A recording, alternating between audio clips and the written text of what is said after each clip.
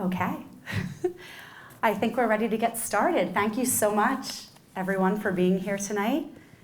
Welcome to this fabulous panel hosted by RMA of New York. We're going to talk about some really important topics tonight: surrogacy, secondary infertility, egg donors. We have a really, really special story later in the evening that we're going to showcase. Jacqueline Feeberg and her fabulous sister, Steph Curatori. And we're going to be calling them up later, and we'll hear from them about their really awe-inspiring story. So getting started, first I want to introduce myself, and then I will introduce our fabulous panel here. My name is Dorothy Cassasari Simone, and it is my honor to be here as the moderator of the panel this evening. I live in Greenwich, Connecticut, and I am a multimedia content creator with a journalism background. Why am I your moderator? Well, I'm a former magazine editor. I worked at People magazine, which you know very well about, right? Jacqueline was featured in People magazine just recently. Life and Style, In Touch Weekly. I've been on every major TV network as a guest talking celebrities that you can think of. I've interviewed everyone from Brad Pitt to Jennifer Lopez, always asking the hard-hitting questions, but I'll go easy on our panel tonight. And these days, I am a luxury travel writer for justlux.com, and I work with a lot of brands and businesses to create content for them. This event in particular really hits home for me because I suffered from secondary infertility. It took me about 5 years to have my daughter, Gemma. She just turned 1 in March. I went through the horrors of all horrors.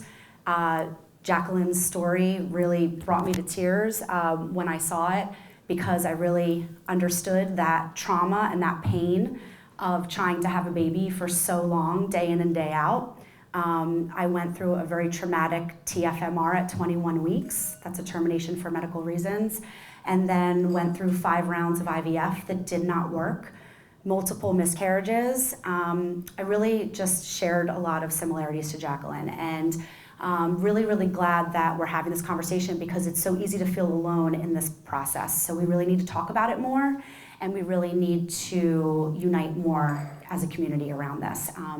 Thank goodness, after all of that, my daughter Gemma, from some grace of God or the universe, whatever you believe in, I believe in both at this point, she was born, and so grateful every single day and every single second. But I feel probably the same as Jacqueline, that it's my life's work to really help others by telling my own story and sharing it. So now that I've told you my entire life story, there will be a pop quiz at the end. No, I'm just kidding. We can move on now to our fabulous panel, because frankly, you're not here for me, you're here for them. Okay, so to my left, we have the fabulous Alexis Cirel, Esquire. She is a fertility and family law partner at Warshaw Burstein, LLP. And she also has a very personal connection to this conversation. She is a parent through surrogacy, so we will really look forward to hearing more about that. Welcome, Alexis. Thank you. Love the golf claps at the golf club. Okay, next to Alexis, we have Dr. Matthew Lederman. He is a reproductive endocrinologist and the practice director for RMA of New York at Westchester. Thank you so much for joining us this evening. We greatly appreciate it, Doctor.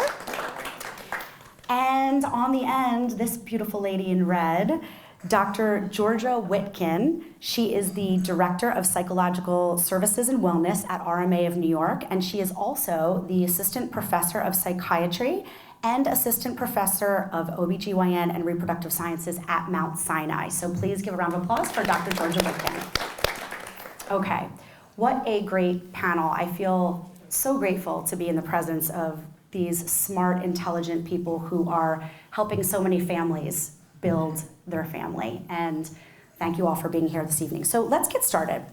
I'm going to kind of try to keep some time for us tonight so that we end somewhat on time, but you never know. We'll just see. I don't think we're going to have a problem with this panel filling time. It's more that we're going to be going over, but I'll keep an eye. Okay, so let's start with round 1. Modern family building facts. Okay, this is why we're all here, right? let's get an understanding of the options that are available to individuals and couples who want to conceive. They may be trying for their first child or even their second or their third. Let's start with Dr. Lederman. We're fortunate to live in a world today where there are so many different paths to becoming a parent. It really is incredible how far science has come for us. Essentially, you need an egg, a sperm, and a uterus. Can you speak to those methods of ART that individuals and couples hoping to become parents for the first or even second time can utilize? So in general, we define infertility as a couple trying to get pregnant who are under the age of 35 trying for a year, 35 older 6 months. And the reason for that is age plays such a role when it comes to getting pregnant. Because as you get older, you have fewer eggs, and the quality starts to go down. And so it may take a little longer to get pregnant. Older eggs tend to fertilize more abnormally, and miscarriage rates go up. So age is such a factor when it comes to getting pregnant. And what's happening in society, more and more women are meeting their partner later in life, when it's, and therefore starting or expanding the family later in life. And it may be harder to get pregnant. And we see a lot of what's called secondary infertility. And what that means is, that's a patient who they have a child, but getting pregnant with baby number 2 or number 3, they may struggle with infertility. And part of the reason they may struggle, a lot of this is age related. Age is such a major player when it comes to getting pregnant spontaneously, naturally on their own, or success of fertility treatment. And for young women, who have infertility, whose the fallopian tubes are open, they have the sperm are normal, and the ovaries are healthy. A lot of times, we'll start conservatively with intrauterine insemination or IUI, and we usually add clomid letrozole with that. And for someone who's young, under 35, typically we'll try 3 cycles, and if that doesn't work, then move on to more aggressive treatment such as IVF. For women who are older, over the age of 35, sometimes we'll skip IUI and go right to IVF. And a lot of that just age. Like I said, age is a big driving factor. When we do IVF this day and age, it's very different than it was done about a decade ago. When we do IVF, we don't put back the embryo in that same cycle. We biopsy and screen the embryos called PGT, or pre-implantation genetic testing. So we grow their embryos out to the advanced stage, and embryos that get to that stage, the embryologist then biopsy the embryo by taking a few cells from the outside of the embryo, which cells destined to become the placenta, so it's not harmful to the embryo. We then freeze the embryos and send the cells to a specialized genetics laboratory, checking for chromosome abnormalities, things like Down syndrome, which is trisomy 21, as well as numerous other chromosome abnormalities. And in general, when you have a chromosomally normal embryo, it then implants a majority of cases, about 60 to 70% of the time. So it allows us to transfer one embryo with high confidence.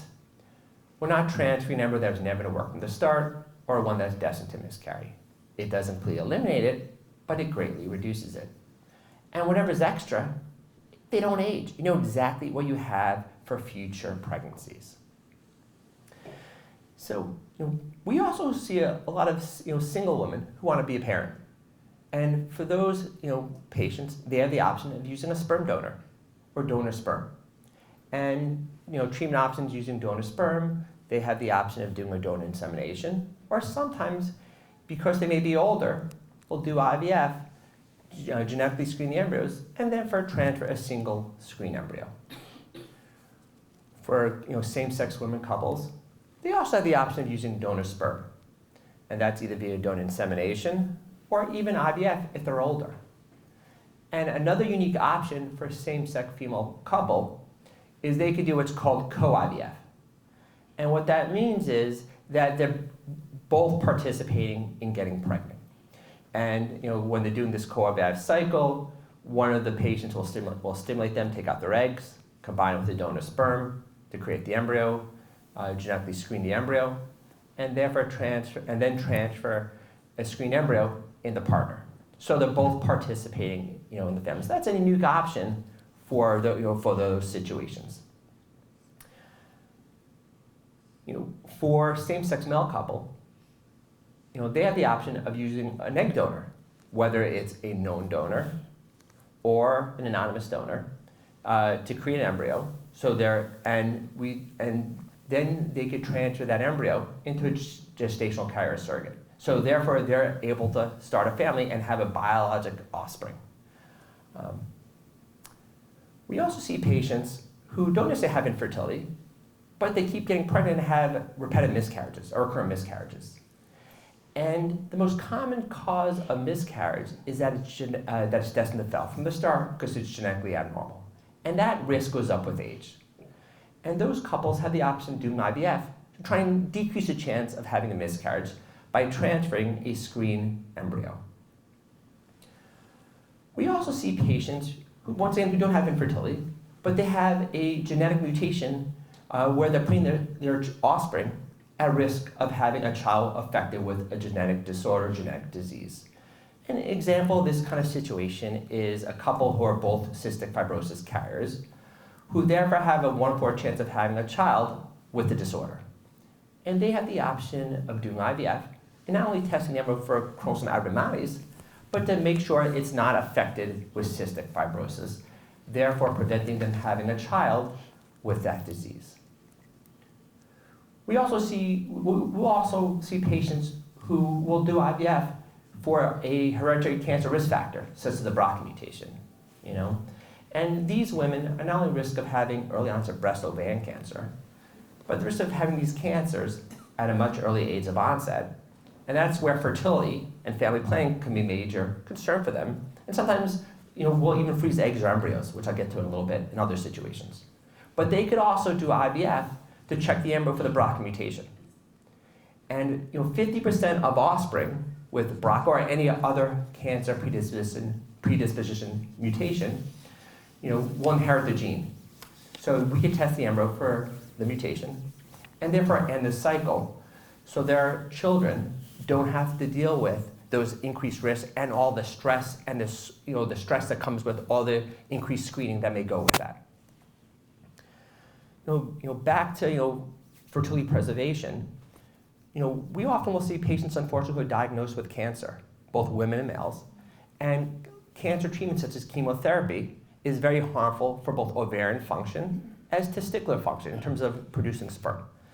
So women diagnosed with cancer before undergoing chemotherapy, we could freeze their eggs or embryos if they have a partner before undergoing chemotherapy. And for men who need chemotherapy for whatever cancer they may have, we could also freeze their sperm. And as I mentioned before, more and more women are starting the family at a later age. They have the option of preserving their fertility by freezing eggs or embryos, before doing those treatments at an earlier age. And where in the past women would freeze eggs or even embryos late 30s, now the average age of freezing eggs is early 30s. And once again, they're doing this as a backup plan. And being proactive, is very appealing to a lot of women to have a backup plan. And it may not be for baby number 1, but maybe it's for baby number 2 or baby number 3. So there are a lot of fertility options that are available in this day and age, and they're more efficient, the success rate's higher. Nowadays it's not just getting women pregnant, it's getting them pregnant with a singleton healthy pregnancy, setting them up for success. And oftentimes we'll meet with women, men, couples early on in the game to talk about what fertility options they have when it comes to starting, building, expanding, or just even thinking about starting a family in a few years. Dr. Lederman, thank you so much for such a thorough answer. I think I lost track of how many different options there truly are for people in all different situations. So thank you for that very, very thorough explanation. We're very, very lucky that science has come this far and that we have brilliant doctors like yourself to take us all on these journeys. So thank you so much for that. I'm going to move on to Dr. Witkin. Those who choose to use ART, okay, so we've established that there's many options out there, right? But the question is, whether people are using ART for medical or practical purposes, they may have a hard time wrapping their head around pursuing a particular route to family planning that's not natural conception or even IVF with their own eggs. And your role and your job is to shepherd these patients through that, right? And kind of, help them understand that this is a modern way in the present day to build your family. So we want to hear from you, Dr. Witkin, on how you help patients recognize that these alternate avenues to parenthood really are the best bet and just a modern way to start a family. I'm going to pass the mic to you. Okay.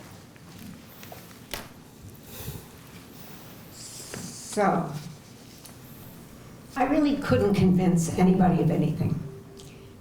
The way it works is I'm educating them, the way you're educating them, and saying, here are the options, and let's look at it without the internet.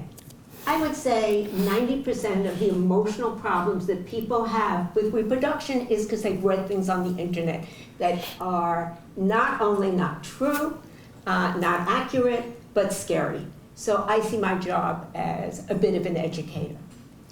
I've written 13 books on stress, and I can condense it into one sentence and save you a lot of money. When your sense of control goes down, stress goes up. Secret of life.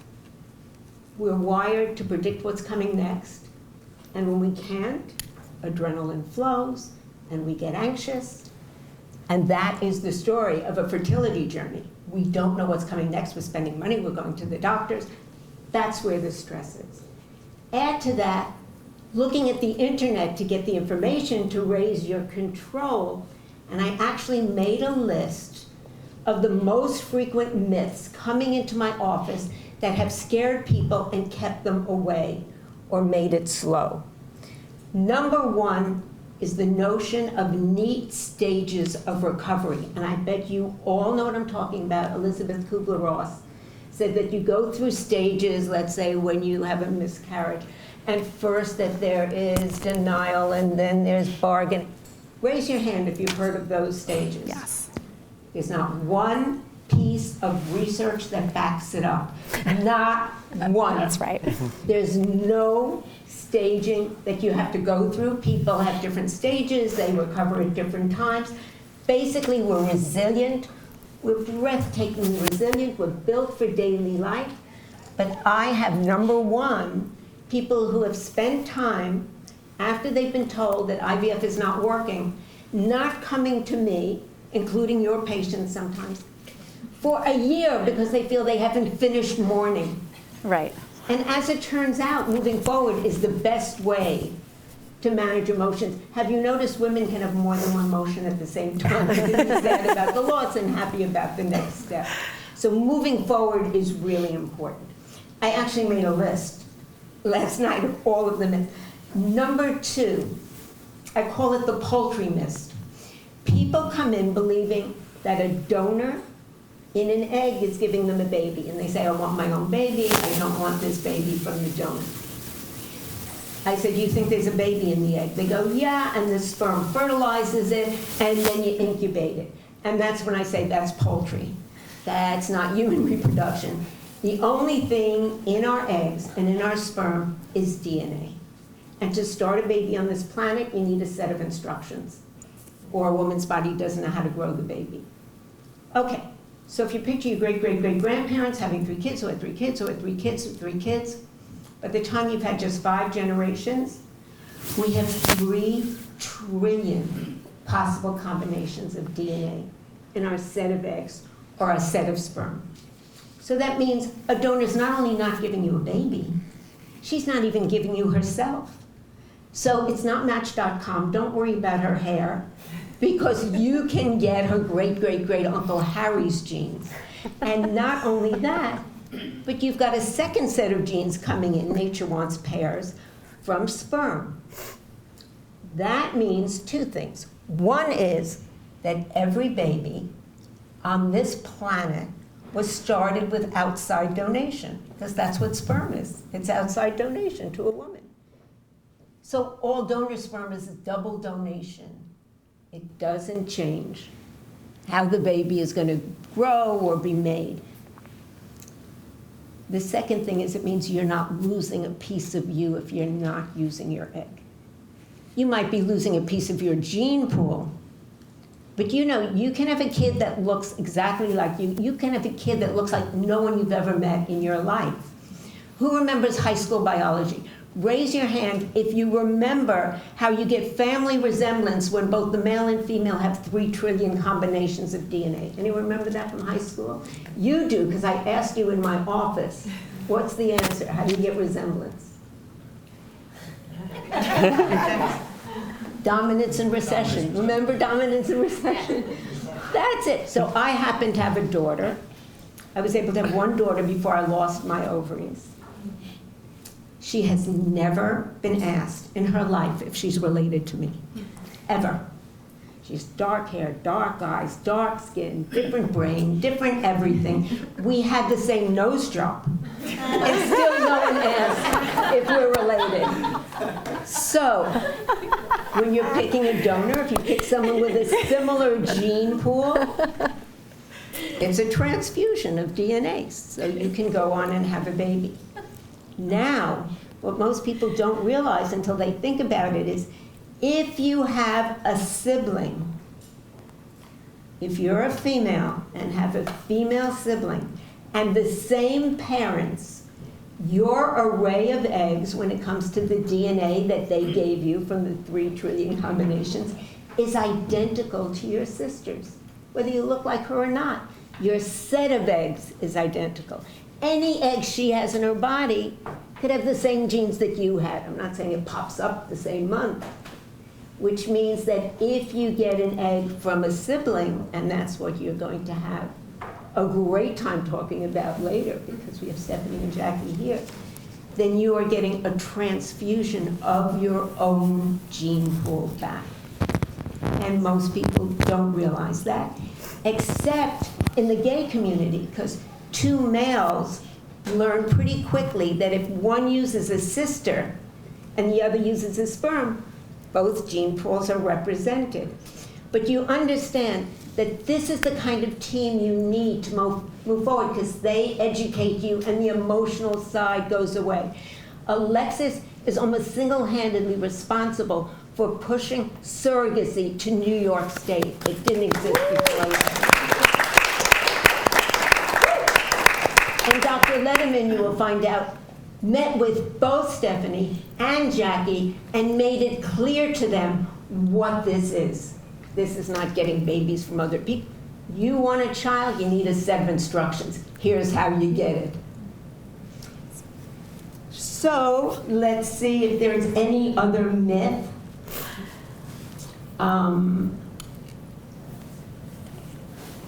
No, I would say those are the main ones, unless you want to add to it, and I'm happy to talk about that. But those are the main ones that seem to be slowing people down. And by the time they hear that they can move forward, even if they're not recovered, and their donor is not giving them a baby, you know, and they're not an incubator, that every cell in that child's body is going to be built out of their body. When you are pregnant, that child doesn't have teeth or a stomach. It needs your ingredients. You're not eating for 2. You're eating to restore yourself, because that child's going to take 30% of your calcium. It's going to take your sugar. It's going to take your mineral. So the instructions may come from your Aunt Fanny or someone else's Aunt Fanny, but it's still your baby. That's it. Excellent. Thank you so much, Dr. Witkin. That was a lot of amazing information that you shared, and I think a lot of things I didn't know, and I'm sure I can speak for many in the room when I say that. And I'm really glad that you spoke about Alexis Cirel, because I want to move on to her. She really, truly has been a champion of surrogacy in New York State. I mean, we'd be remiss to ignore the work that it takes to ensure a safe and secure pregnancy when parents are considering alternative routes to parenthood that involve a third party, such as egg donation, sperm donation, and of course surrogacy. And Alexis, you oversee and advise on these cases all the time at your practice. So a couple questions for you. Let's start with, how do you guarantee the safety and security of intended parent's future child? Let's start there. That's a Herculean thing. We start small. And we build up to that. And we do that when we're thinking about the legal ramifications of building your family through assisted reproduction. We go back, even when we're doing a legal analysis, to what everybody here has said, right? To make a child, you need a sperm, you need an egg, you need a uterus. Traditionally, before science evolved to where it is now, all of that took place inside a woman's body, right? So therefore, we had presumed parentage based on things like genetics, gestation and birth, sometimes flowing from a marital presumption.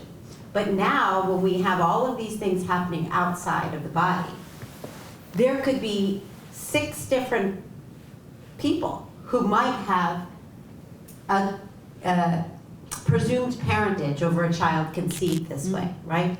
So when we're thinking about the law, we're thinking about how do we secure the child's relationship to their parents, how do we secure the parent's relationship to the child, and then also secure the rights of donors and surrogates, for example, that they are not going to ever be saddled with obligations or that flow from presumptions of parentage.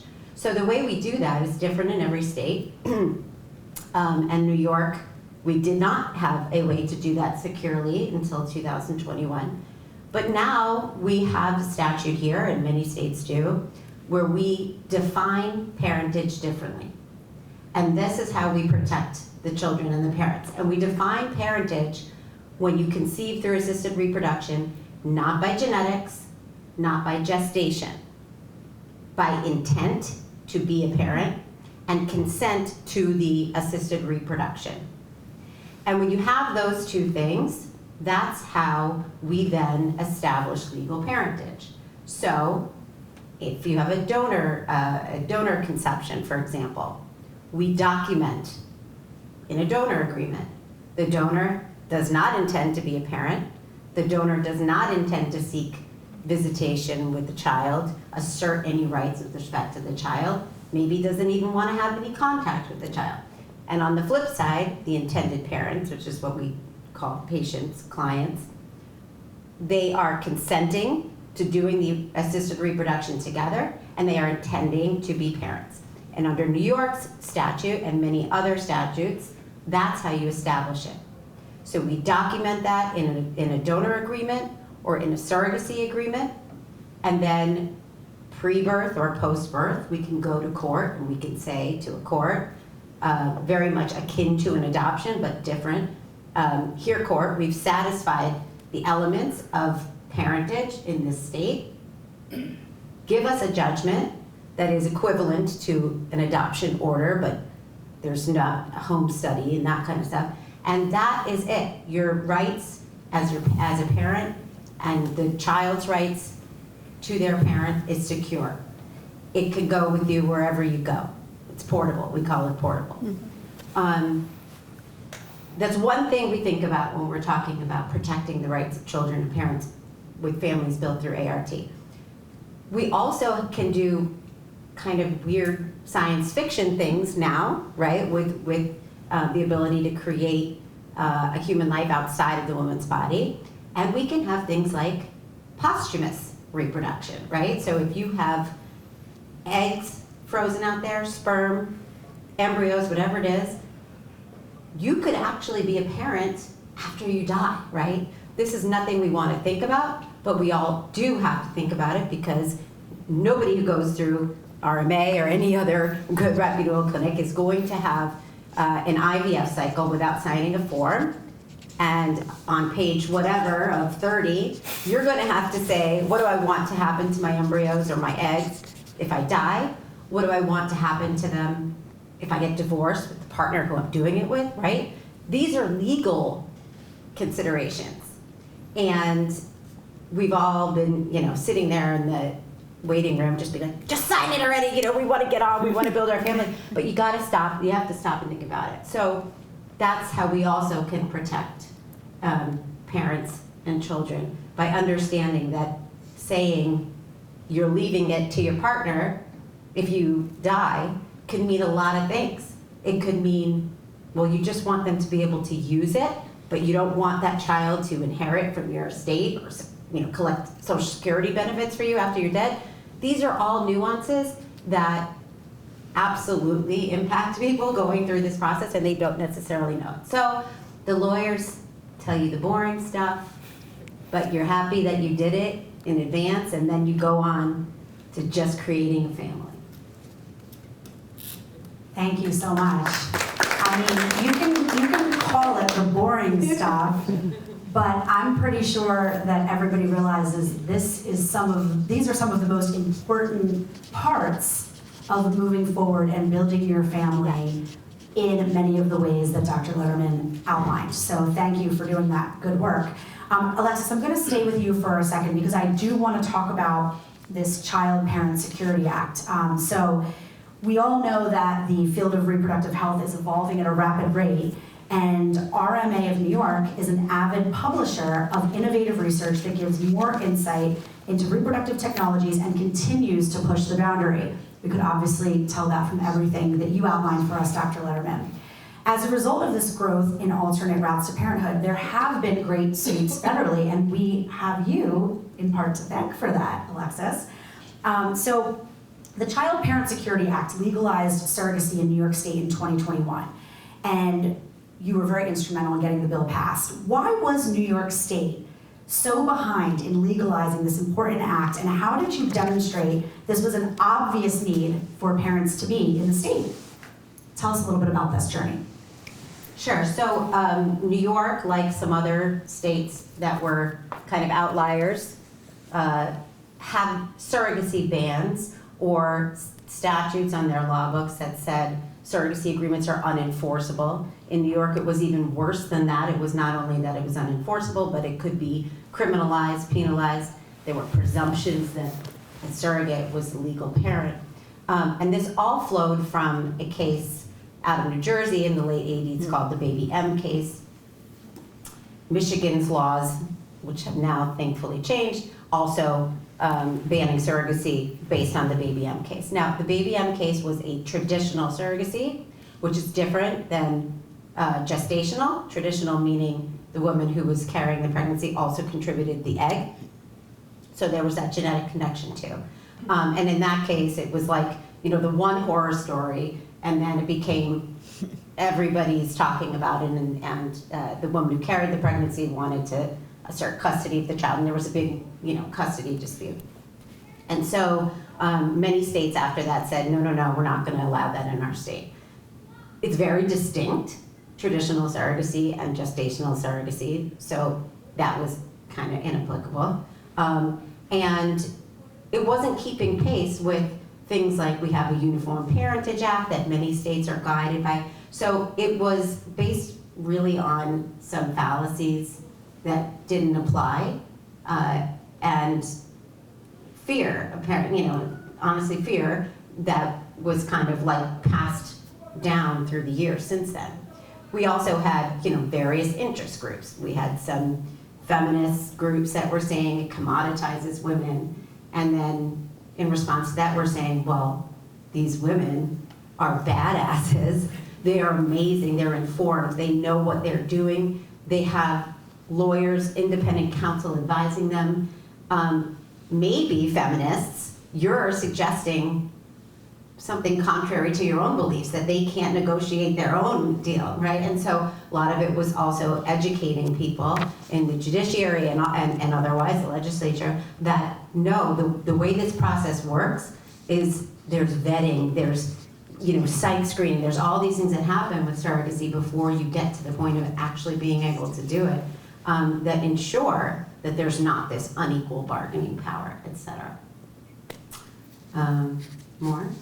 Good? I would love to hear more, but we're going to keep moving just for time. Yes. Thank you so much, Alexis. It's really amazing that you were so instrumental in getting this right for families in New York State. It's very, very important, so thank you so much for that.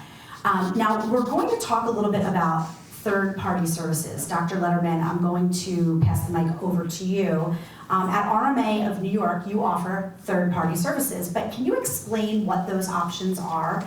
And have you seen an increase in patients seeking those options as they start their path to parenthood?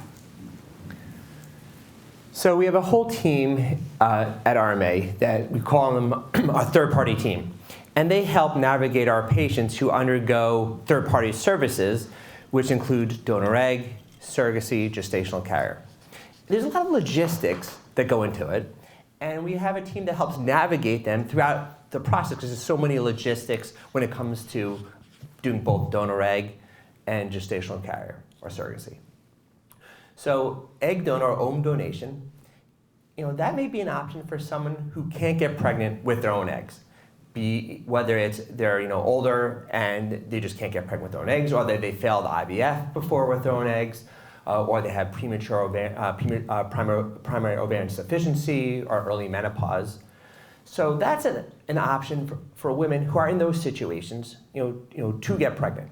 And because they're using a donor egg, that controls for age, and the success rate is very, very high because you're controlling for age, And there's two paths one could go about with the donor egg. One of them is where we recruit the donor, and they get screened extensively. Or just like there's a sperm bank, there's an egg bank. The eggs are pre-screened. I should say the three paths. Most common when someone uses donor eggs, most commonly it's anonymous, but sometimes it's a known donor, which we'll talk, we'll share a nice case coming up soon. But most of the time it's anonymous. And whether, when we recruit the donor, we take out their eggs, combine it with a partner's sperm to create embryos, and then put it back, in the intended parent. Or when they use a donor egg bank, we work with, two banks. Patients go online, look at various profiles. They ship the eggs to us, and then we thaw the eggs, fertilize egg with a partner's sperm to create the embryo, and then for transfer back the embryo in the intended parent. So that's an excellent option for women who can't get pregnant with their own eggs,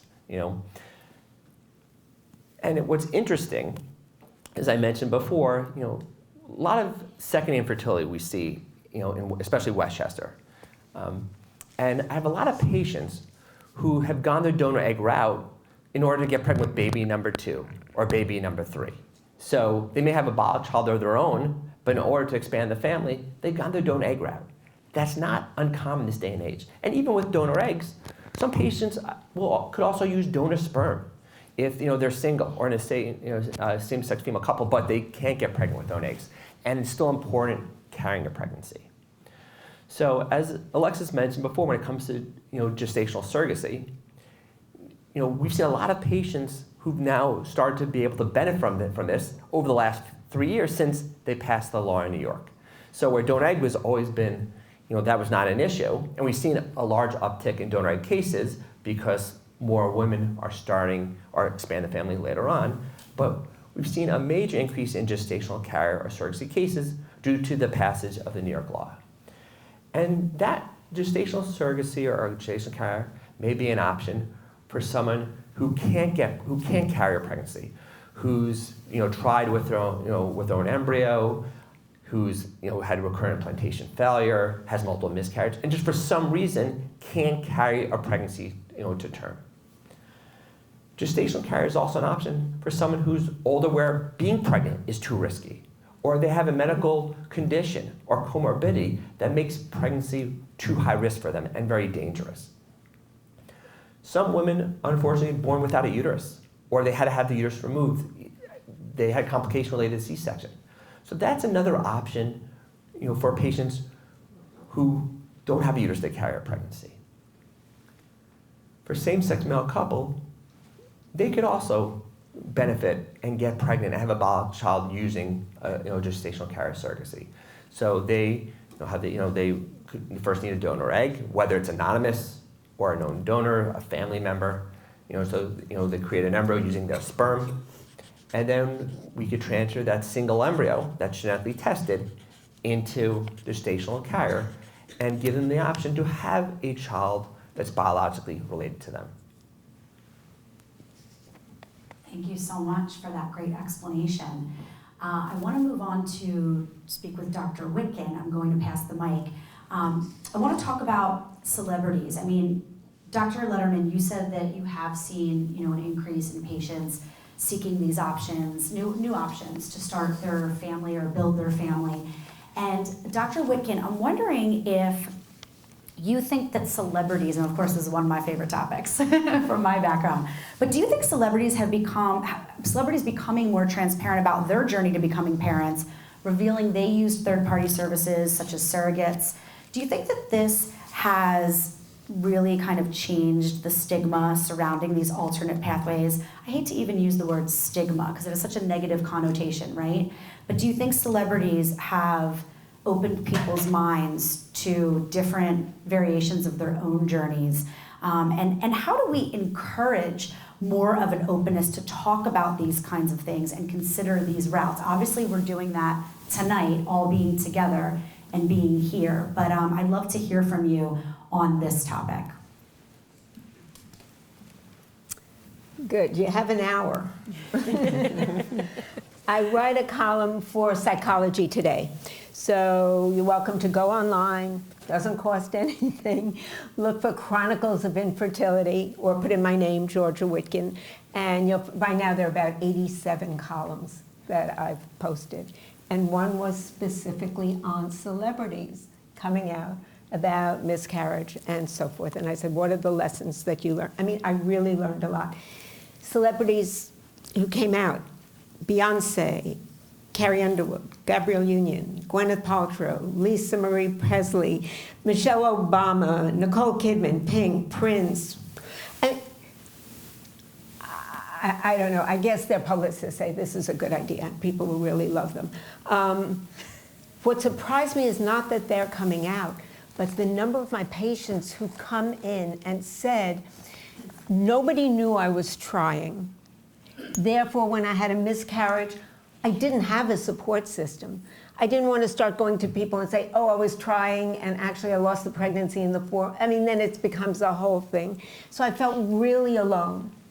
Some said, remember I said when your sense of control goes down, stress goes up, so the way you try to get control is to figure out what happened. So I was reviewing the past, I was reliving the past, I was pre-living the future. Suppose it happens again. I was blaming myself because women are used to figuring everything out, taking charge, what did I do, what should I have done, what could I do, all of that.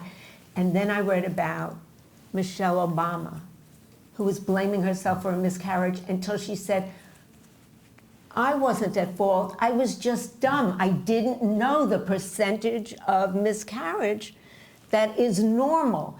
Or then they read about other celebrities. I mean, the quotes are amazing. Elvis Presley's daughter said that she had problem after problem and saw them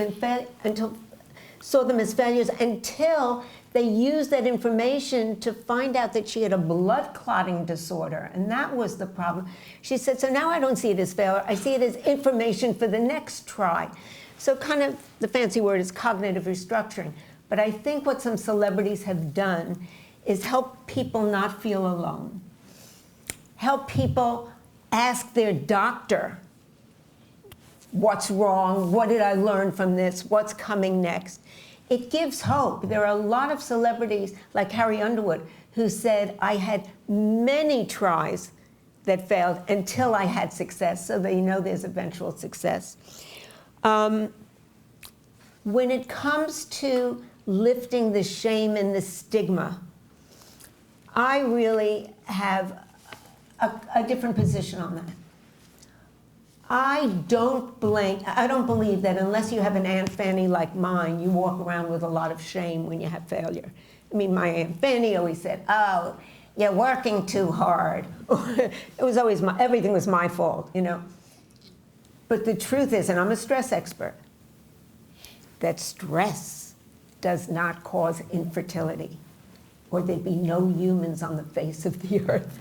But infertility causes stress. And that's some of, the message that I'm here to convey. What happens with celebrities is I think that they point out to us that most people don't share it, not because they're ashamed and not because there's a stigma. And you said you don't even know if you believe this stigma thing anymore. I did research. And here's what we found. It was an actual study that we did for RMA. Number one reason people don't go around talking about it when they're going through it is they don't want advice. Everybody has a better doctor, or you should try this, or you should taste that, or you should go to acupuncture. Or, oh, adopt and then you'll be relaxed enough to get pregnant. Actually, Tamoy Mukherjee, who works with us, did a study. There is no increased rate in pregnancy after adoption compared to not adopting. So those are all more internet myths. So I don't think there's a stigma, but I do think what happens is that you don't want advice. You don't want someone to monitor you if it's going to take years. Sometimes it's a long journey, as we know. You don't want to make other people uncomfortable. You know, your sister-in-law becomes pregnant and she knows that you're in the middle of a journey and now she thinks that you're not going to come to Christmas. I think women are sensitive to others, and that's the main reason we're not talking about it. And if you did ovum donation, or if you did gestational carrying, it's really the child's information first. You're going to tell them about ovum donation so they know their genetic history, mainly for illness. But you can't tell a 3-year-old or a 4-year-old or a 5-year-old. I know, again, the internet says tell early, tell often. That's adoption. You can. Oh, you grew in someone else's belly, now you're ours. But you explain microscopic eggs and sperm and DNA and don't, you can't. So when a kid is young, all you're going to say, whether you're a celebrity or not, is something like, there are doctors that help mommies and daddies have babies. That they understand. And when you think they're ready, that's when you're explained. Because if you get ahead of what the other kids know, and your kid's the one at school talking about little eggs and sperm, you're going to get a lot of calls from the other parents.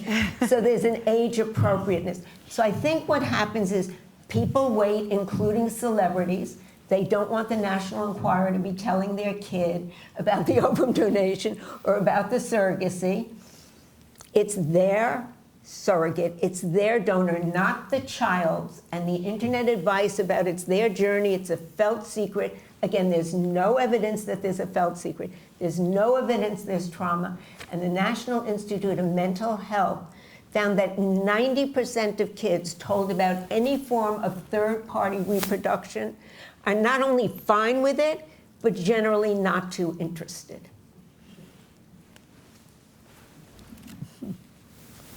Thank you so much. And what a fantastic point that you made about stress and how when people say, oh, well, just relax and then you'll get pregnant. Right. That is a very, very difficult thing to hear from people.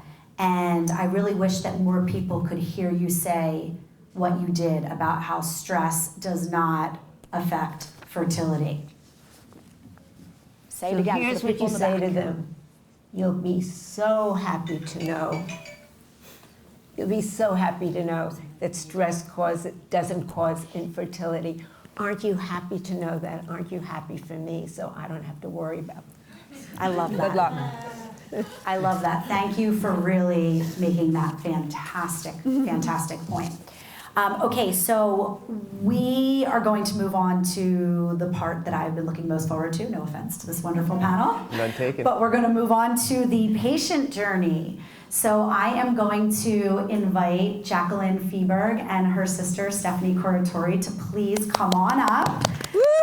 Come on up so that you can share your fabulous story and so we can really get to the inspiring, hopeful part of this entire evening. Not that the rest of it has not been inspiring or hopeful, because it has, but truly, this story has stayed with me since the minute I received the invitation to come and moderate this panel, and it is a beautiful, beautiful story. So we covered the basics of family building and explored those alternative paths to parenthood, and now we're going to speak to someone who's actually used those services and can provide insight into these incredible opportunities. So we have Jacqueline Feeberg, like I said, and her sister, Stephanie Curatori.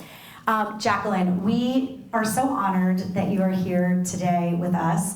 You have been through a storm and you have found your rainbow on the other side of it, which is just so heartwarming. Your surrogacy story aired on the Today Show in April and went viral very quickly. No surprise there. You obviously are inspiring a lot of people, and it's a remarkable and selfless story about becoming a parent, and it is a true labor of love. For those unfamiliar with Jacqueline's story, Jacqueline was fortunate to start her own family through the help of not one but two of her sisters. Stephanie, her sister and surrogate, is joining us tonight.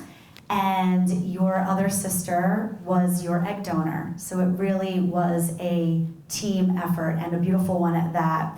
I love the We've Got This playlist that you all made, because I love the We've Got This in it. Not the I've got this, the We've got this, because these journeys can feel very, very isolating, and it's wonderful that you had these great sisters by your side. Okay, so Jacqueline, tell us first, had you ever, first give us like a brief kind of overview of your story for those who are not familiar with it. Okay, I'm gonna pass the mic to you. Okay. So my husband Greg and I wanted to have a family, and we started all the preliminary screening knowing our age. I was under 35 when we were trying. And basically, as talking to Dr. Lederman earlier, we kind of had all different roadblocks we learned along the way. We had sperm factor, uterine factor, embryo factor, or egg factor. So we explored, first I did an IUI, which was unsuccessful, and I was not with RMA at the beginning of my journey. I'll start with that, just to say. I tried an IUI, it was unsuccessful, and moved on to IVF because of higher success rate. And basically, the more information we found, the worse things were getting for us. My first pregnancy did occur from my first round of IVF, and I lost the baby at about 12 weeks, and it was during COVID. Greg was at that one and only appointment with me. It was the first time he was allowed with me, and unfortunately the heartbeat was no longer there for us. We decided to keep moving forward and weren't really yielding good results from that. I did do some further genetic testing, and through a karyotype I learned I had something, a chromosomal issue that I'd never heard of before, but was told it shouldn't impact me that much. So we proceeded a few more rounds. I was not getting healthy embryos. I was fortunate enough to eventually wind up at RMA with Dr. Lederman, who, I might add, my sister Stephanie's first daughter is a product of Dr. Lederman from IVF. Due to insurance reasons, that's why I wasn't starting with Dr. Lederman, to be quite honest. And then we kind of had a plan in place. I'd been told donor would be something that I might have to consider, or surrogacy. And initially that was sort of what I was told first, was the surrogacy piece. And for me, I was more open to surrogacy than I was the egg donation. For whatever reason, personally or not, that was easier for me. Unfortunately, I wasn't getting any normal embryos or anything that even survived to give to a surrogate. And Dr. Lederman put me in contact with Dr. Witkin, and I truly will say my daughter would not be here without both of them today. And I'm incredibly grateful for that, because as you heard Dr. Witkin today, the information she gives you just makes it seem so much more easy and less taboo. And I didn't feel so ashamed, because I dealt with that quite a bit. And Dr. Lederman was just amazing. And then I was blessed enough to have not one, but two sisters. And my sister Meredith can't be here tonight, but she donated her eggs to me. And Greg and I were ready to proceed and did a transfer with Dr. Lederman. Unfortunately, it didn't take, and that's when hearing about all the stress and all of the factors and knowing I had some uterine issues, endometriosis and all other things, my sister Stephanie luckily was a candidate and stepped up, and we were so lucky that our first try with Stephanie was a pregnancy that we found on my mom's birthday, and everything was perfect and normal the whole pregnancy, and on February 1st we welcomed our daughter. So that's my story.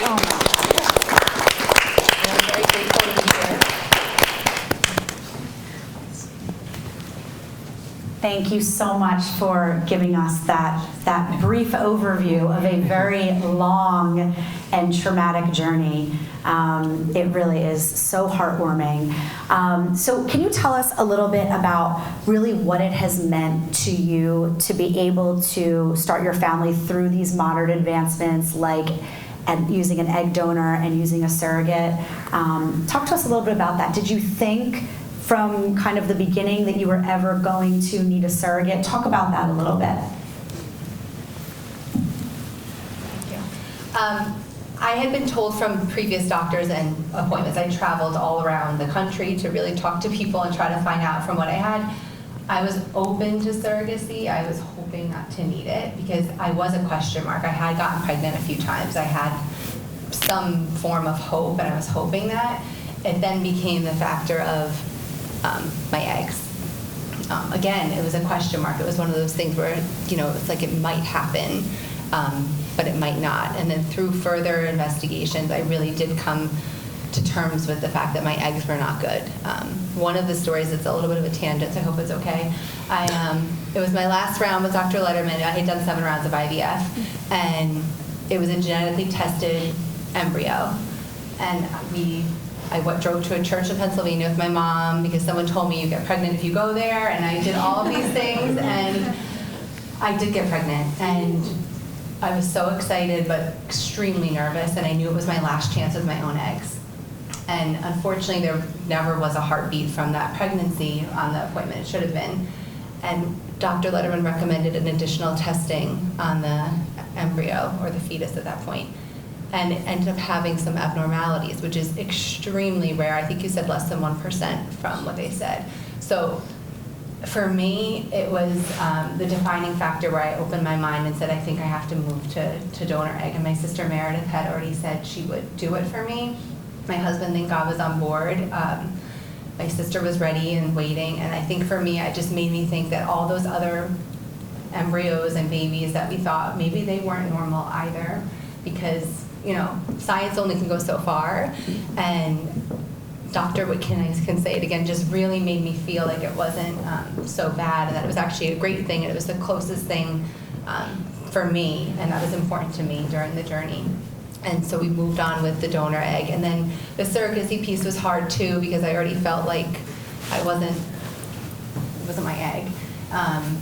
But then my sister, I knew, were extremely close, and I do feel like every single appointment at the doctor, I felt like in those moments, I kind of forgot the baby wasn't inside of me, because I was watching the screen and I was there and I was seeing my sister.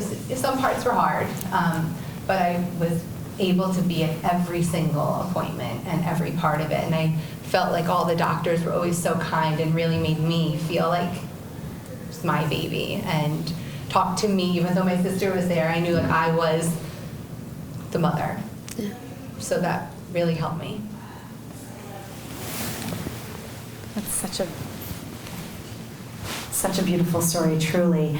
Before I move on to Stephanie, I just have to ask Jacqueline, this is not on my cards here, but I have to ask, when you look at your daughter, Emerson, who's now 3 months old, you said, when you look at her and you think back to all of those years riding that roller coaster, and the miscarriages and the pain and the positive pregnancy test, followed by not being able to see the heartbeat, just all of those things, I'm sure it's easy to go right back into all of that.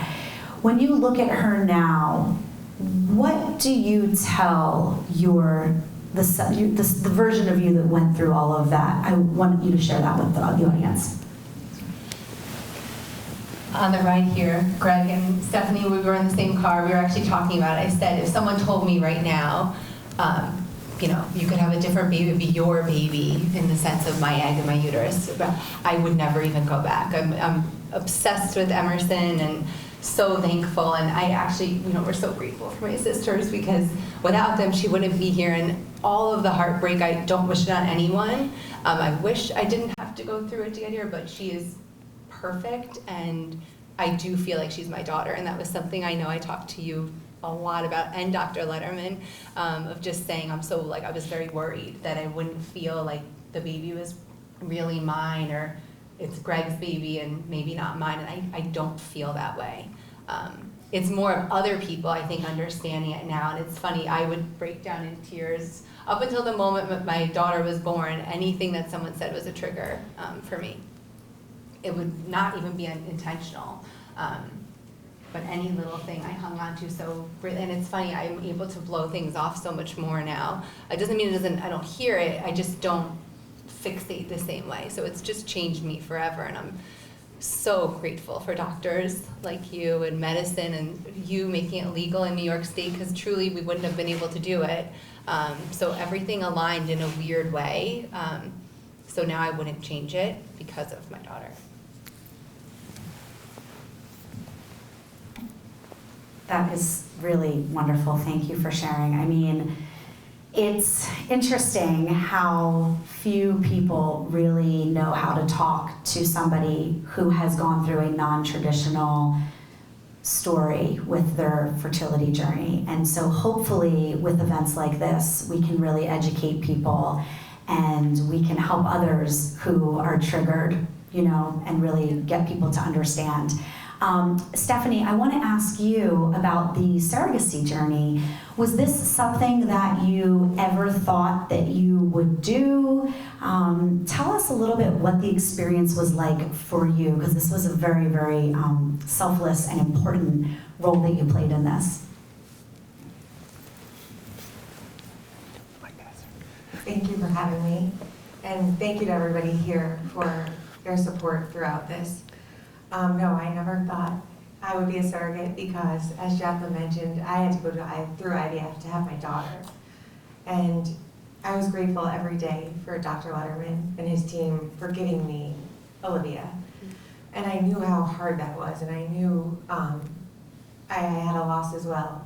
And it was devastating to me. So fast forward to Jacqueline going through this and watching her deteriorate in many ways. We're always together, so we would go for long walks and we would talk, and oftentimes I saw myself in her and I knew that pain. So at every point throughout the journey, I was willing and wanted to offer anything I could. Once she started going through the IVF process, I remember I emailed Dr. Lederman, and I looked back at that email and it was asking him to help my sister. Unfortunately, my other sister that donated her eggs had also gone through losses. So my initial email to him was to help my sisters. And I remember his response back was like he would do anything he could. There was also a little bit of concern for Jacqueline. So we went to his office and we left that appointment. And I remember Jacqueline didn't like Dr. Lederman. She didn't like what he said. And I said, well, he's telling you the truth. Because he tells the truth.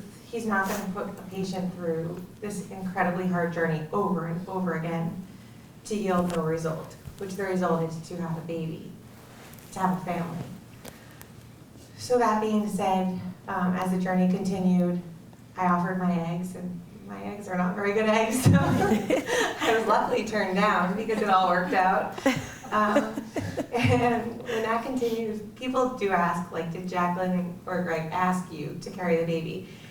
And it didn't really happen that way. I mean, it was such a long journey that she knew I would always do it. And I would have done this again a million times over. If you see Jacqueline with Emerson and Greg with Emerson, and honestly, even myself, I get to have lunch with Emerson often, and I love seeing her, and it was the best decision I ever made.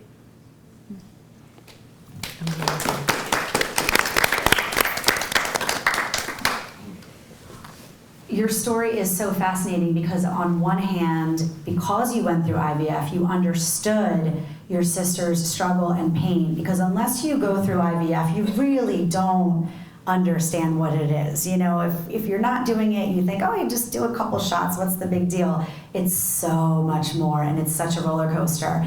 And then the fact that you saw how traumatic it can be and how difficult it can be to get pregnant, to stay pregnant, to have a live birth, but you still put yourself out there for your sister and for your family. is really a real selfless act. So that's really incredible. You know, the journey that you've been on together, it's really, everything is exactly where it needs to be. So that's really wonderful. Well, we are running a little bit over with time, but that's okay because we've covered so much great material here. And just in the end, I'm going to pass the microphone down the line, and I'm just going to ask everybody if you could, I'm just going to ask for a little bit of brevity for time, but if you could give one piece of advice to an individual or to a couple who is looking to start their family or grow their family, who are having a hard time doing so and who are considering one of these alternate routes, what would that one piece of advice be? And we'll start with Alexis. Amass a team. Amass a team. And have it be a team that's complementary to one another, that's devoted and dedicated to your journey. Can't tell you how important it is to have a doctor who talks to a lawyer, who talks to a therapist, who talks to an estate planner, who talks to, you know, and on and on and on. And then you can kind of just sit back and say, I'm just any other person expecting a baby. Let the professionals, let these people, you know, take it and run, and let me focus on, you know, what's my goal, what's my personal involvement. Perseverance. I think perseverance is so important, you know, because in the end, most will get there. How they get there, how long the journey is, it's different for every patient, couple, situation, circumstance.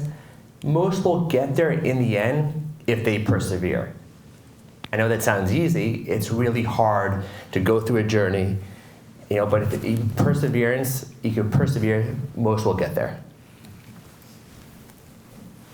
So I'm going to tell you a secret. The most important part of therapy is not what the therapist says. It's what you take away that you can say to yourself.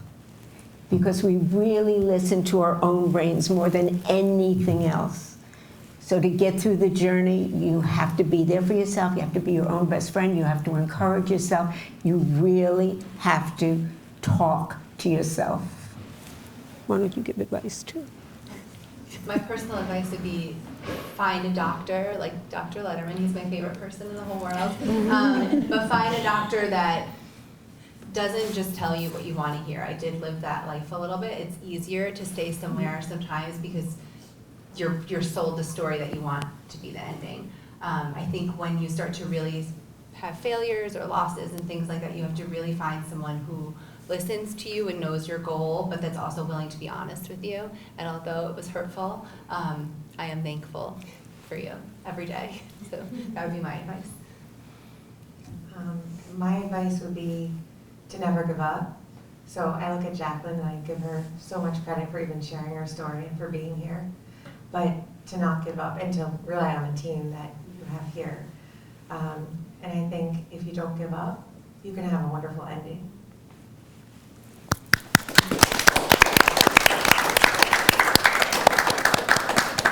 What incredible takeaways. Amass a team, persevere, talk to yourself, listen to yourself, find a doctor that's going to tell you the truth, and don't give up and rely on that team. Thank you all so much for being here. Alexis Cirel, it was great for everything that you shared was wonderful. Dr. Lederman, Dr. Witkin, Jacqueline Feberg, and Steph Coratori. And I'm your host, Dorothy Casasseri-Simone. Thank you so much to RMA of New York for hosting this spectacular event. We hope that we left everybody educated, that we all, shared from the heart, which we certainly did, and that hopefully we can take this message and we can send it out to even more people and create even more awareness of all of these great alternatives to the traditional family building route. So thank you.